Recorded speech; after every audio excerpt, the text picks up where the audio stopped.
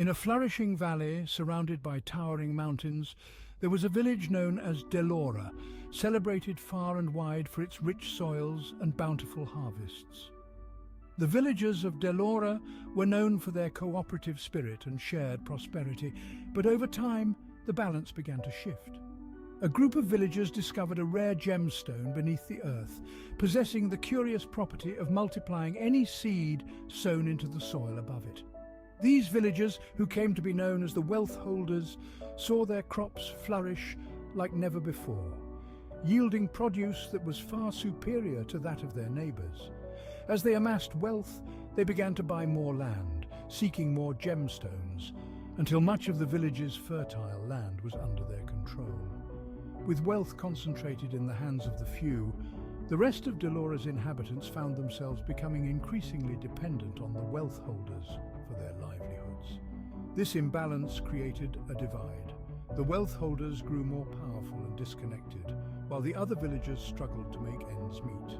The community that had once thrived on equality and shared success was now marked by hierarchy and disparity. As the wealth holders' power grew, they began to resemble the ancient Nephilim, not in physical stature, but in their overwhelming influence and the fear they inspired. Their wealth allowed them to dictate the terms of life in Dellora, overshadowing the collective voice that had once guided the village.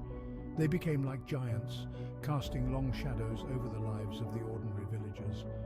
The division and inequality led to unrest. The once peaceful streets of Dellora echoed with the cries of protest against the giants of wealth. It was during this time of strife that a wise elder, remembered for her deep understanding of the village's history and values, stepped forth.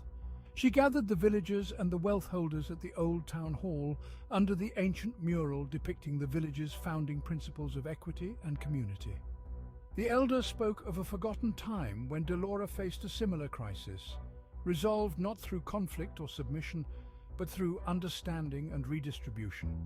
She reminded them of the destructive path of the Nephilim, whose might and presence led to their own downfall, a metaphorical flood wiping their slate clean due to their imbalance with the natural world. Inspired by the elder's words, the villagers and the wealth holders agreed to a new covenant. They decided to share access to the gemstone-infused land, ensuring that its benefits would reach all corners of Dellora. The wealth holders, recognizing their role in the village's divide, agreed to invest in community projects that benefited all, restoring the village to a state of balance and shared prosperity.